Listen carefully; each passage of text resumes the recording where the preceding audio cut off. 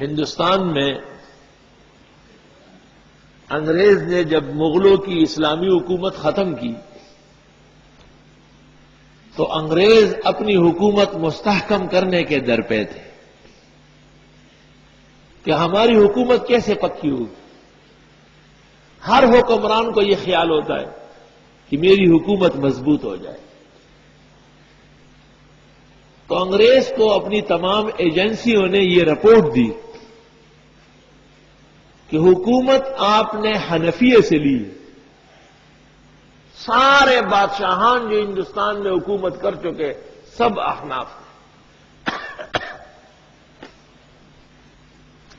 تو آپ ایسا کام کریں کہ حنفی کمزور ہو جائے. تو اس نے کہا کیسے کام کروں؟ اس نے کہا ایک تو ان سے مذہبی اختلاف پیدا کرے کہ بھئی یہ لوگ امام کی اقتداء میں آمین زور سے نہیں کہتے، امام کے پیچھے فاتحہ نہیں پڑھتے، رفع یدین نہیں کرتے.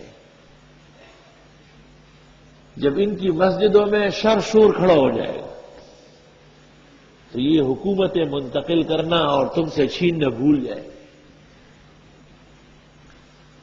تو اس کے لیے بنارس سے شمس الدین عظیم آبادی اور ان کے اتباع نکالے گئے، خریدے گئے، اور انہوں نے اس موضوع پر رسائل و جرائد لکھنے شروع کیے. عجیب بات ہے کہ جو آمین کہتے ہیں لیکن آہستہ، ان کے خلاف کتابیں لکھی. جو نماز پڑھتے ہیں لیکن صحیح نقول کے مطابق امام کی اقتداء میں فاتحہ نہیں پڑھتے، ان کے خلاف کتابیں لکھی. لیکن جو سرے سے نماز نہیں پڑھتے تھے ان کے خلاف کوئی کتاب نہیں لکھی. تو جھگڑا کھڑا ہو گیا مقلد اور غیر مقلد کا.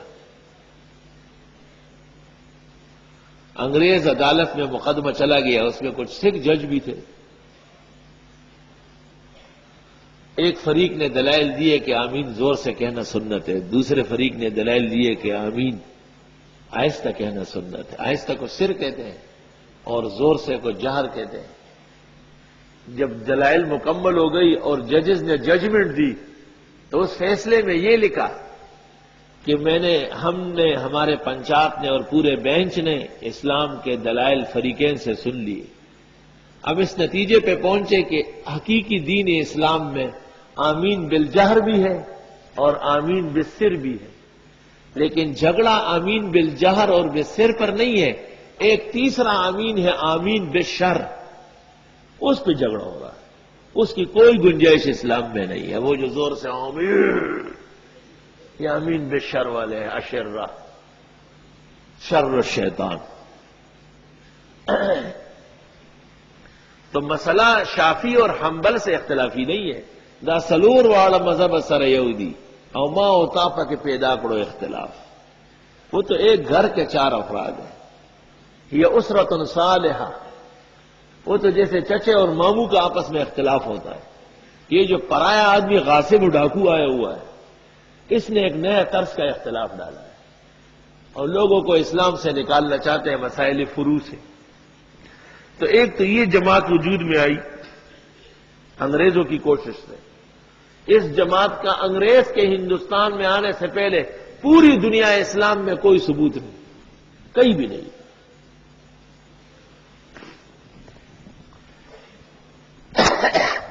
یہ جتنے رجال ہیں بخاری، مسلم، ترمذی، ابو داؤد، موطئین، سننین کے جتنے رجال ہیں، آپ ان کی تاریخ دیکھیں کسی ایک امام کے مقلد ہیں. کوئی مسلمان غیر مقلد ہو ہی نہیں سکتا، کیونکہ مسلمانوں کو بزرگوں پہ، دینی علماء پر بڑا اعتماد ہوتا ہے، اور کسی نے کسی عالم پر جس کو جس عالم کی فقہ اور روایات مل رہی تھی اس پر عمل کرتے تھے. جیسا اس کے بعد کہا گیا کہ بھئی پورا نقصان نہیں ہوا حنفیوں کا، دلائل میں قوی ہے اور بہت میدان میں آ گئے. تو پھر کہا گیا کہ اچھا ایسا کرو کہ یہ لوگ بزرگوں کو نہیں مانتے، اولیاء اللہ کی قبروں پر نہیں جاتے، فیوزات اور کرامات اور برکات کے قائل نہیں ہے، جب یہ خود مسلمان نہیں ہے تو ان کے ساتھ مل کر انگریز کے خلاف جہاد کرنا کون سا ثواب ہے؟ تو بدعتی فرقہ وجود میں آیا. اخبار میں آتا ہے کہ مولوی احمد رضا خان صاحب نے اتنی کتابیں لکھی، اس تمام فہرست میں دیکھ کے کوئی ایک کتاب انگریز کے خلاف ہے. سوال یہ ہے کہ اتنے بڑے فاشی اور اس قدر مفسد اور مجرم کے خلاف کوئی کتاب نہیں لکھی گئی. الکوکبۃ الشہابیہ فی رد اب الوہابیہ، حسام الحرمین، فلانا فلانا. بھئی کوئی ایک کتاب دکھاؤ مرزا کے خلاف لکھی ہوئی، کوئی ایک کتاب دکھاؤ جہاد کے موضوع پر، کوئی ایک کتاب دکھاؤ انگریز کے خلاف، یہ غزو یہ میدان، کوئی دکھا دے. نہیں دکھا سکتے. جی یہ دو فرقے موحدین اور احناف کے خلاف وجود میں آئے تو پھر اس کے بعد مرزا غلام محمد کو کہا کہ بیٹے اب تو میدان میں آؤ. اب تو ان میں شگاف پڑ گئے ہیں. ایک فرقہ وہ اختلاف کر گیا، ایک فرقہ یہ. اب آپ آ جائے اور یہ کہہ دے کہ دینی محمدی ختم ہو چکا ہے، اب میں نیا پیغمبر آ چکا ہوں. سوال یہ کہ ہندوستان کے اتنے غیور مسلمان انہوں نے مرزا کو کیسے برداشت کر لیا جو اپنے آپ کو نبی. یہ ان کے اس اختلاف کی وجہ سے لوگوں کو شک شبہ پیدا ہو گیا کہ جب یہ مسئلہ ایسا ہو سکتا ہے جیسے احمد رضا خان کہہ رہا ہے، یہ مسئلہ ایسا ہو سکتا ہے جیسے شمس الدین نظیم آبادی کہہ رہا ہے، تو ہو سکتا ہے مرزا بھی صحیح کہہ رہا ہے. شک شبہ پیدا کیا، شک شبہ. اور ماحول مختل ہو چکا تھا، انگریز مسلط ہو گیا تھا، دہلی کی حکومت تخت و تاراج ہو گئی تھی، اسلام کی عظمت رفتہ ختم ہو گئی تھی، مسلمان ہر طرح کی ابتری اور پریشانی میں مبتلا تھے. آج بھی پاکستان کے اندر جب تک ان کو لگام نہیں دیا گیا قطعی طور پر اسلام نافذ نہیں ہو سکتا ہے. اچھی طرح یاد رکھو. بالکل یہ تین رکاوٹ ہے، چوتھی کوئی رکاوٹ نہیں. یہ تین رکاوٹ ہے آپ کے سامنے آئے گی. آپ ہزار بار ان سے مل بیٹھے، ان سے کام لیں، جب وقت آئے گا تو جیسے بچھو آپ کو ڈستا ہے اسی طرح ڈسے گا آپ کو. اور ان تینوں کا وجود در حقیقت انگریز کا مرہون منت ہے. انگریز کی کاوشوں کا نتیجہ ہے، کیونکہ اس نے احناف سے حکومت لی تھی، تو جو حکومت کسی سے لی جاتی ہے پھر جس سے حکومت لے کے ان سے دشمنی طویل کرتے ہیں. آج بھی انگریز افغانستان کے مسلمانوں کے خلاف کیوں متفق ہے؟ ان کو پتا ہے کہ یہی ہم سے حکومتیں چھیننے والے اور یہی اسلام کی عزت برقرار رکھنے والے. جو دشمنی اس وقت تھی وہ آج بھی برقرار ہے. اور یہود و نصارہ سے مسلمانوں کا کبھی اتفاق نہیں ہوگا.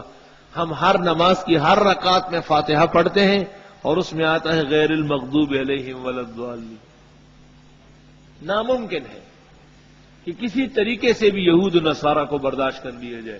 ایسی صورت میں معاذ اللہ قرآن کریم کا اور سورۃ فاتحہ کا انکار کرنا پڑے. ہمارے قرآن میں موجود ہے یا ایھا الذین آمنوا لا تتخذوا اليہود والنصارى اولیاء. کبھی بھی یہود و نصارہ کو اے مسلمانوں اپنے مت سمجھو، یہ بڑے خطرناک بڑے دشمن ہیں دو. لیکن یہ سن کر آپ حیران ہوں گے کہ اس فاتحہ کے پڑھنے والے اور اپنے خیال سے اس پر ایمان رکھنے والا احمد رضا نے کتاب لکھی ہے اعلام الاعلام بان ہندوستان دار الاسلام. انگریز کی حکومت خدا کی رحمت ہے اور یہ ملک دار الاسلام ہے. بھائی دار الاسلام کیسے؟ دار الاسلام اس کو کہتے ہیں جس میں اسلامی آئین کو غلبہ حاصل ہو. وہاں انگریزی قانون مسلط ہو گیا، لوئر کورٹ سے لے کے سپریم کورٹ تک عدلیہ اور انتظامیہ اور عسکریہ سب کے سب انگریز کے ہیں. اور خان صاحب بریلوی کتاب لکھتے ہیں کہ اعلام العالم بان ہندوستان دار الاسلام. لطیفہ سن لو، پاکستان میں تمام کتابیں احمد رضا کی چھپ گئی، یہ کتاب آج تک نہیں چھپی. میں نے بھی ہندوستان سے منگوائی کیونکہ یہ تو شرم کا برتن ہے، یہ چھاپیں گے تو ایک قیامت ہو جائے گی. لیکن یہ ہمیں چھاپنا چاہیے تاکہ دنیا کو پتہ چلے کہ یہ وہ لوگ ہیں جو شاہ اسماعیل اور ان کے مجاہدین کو مولانا قاسم نانوتوی، حضرت گنگوئی اور حضرت مولانا اشرف علی اور ان کے ماننے والوں کو تو کافر کہتے ہیں، لیکن انگریز کو کافر نہیں کہتے ہیں، جس کو قرآن کہتے ہیں کہ غیر المغضوب علیہم ولا الضالین۔ جو لوگ ہمیں کہتے ہیں کہ آپ اور کفار کی مذمت کریں، ان کو رہنے دیں، میں ان کو کہتا ہوں کہ آپ اور باتیں چھوڑیں، فاتحہ سمجھے پہلے۔ آپ اور باتیں رہنے دیں، پہلے سورت فاتحہ ذرا سمجھ لیں۔ ایک سورت فاتحہ اگر آپ کو سمجھ آ گئی تو پورا متمع حیات اسلام کا سمجھ لیں گے، مقاصد عالیہ سے آپ واقف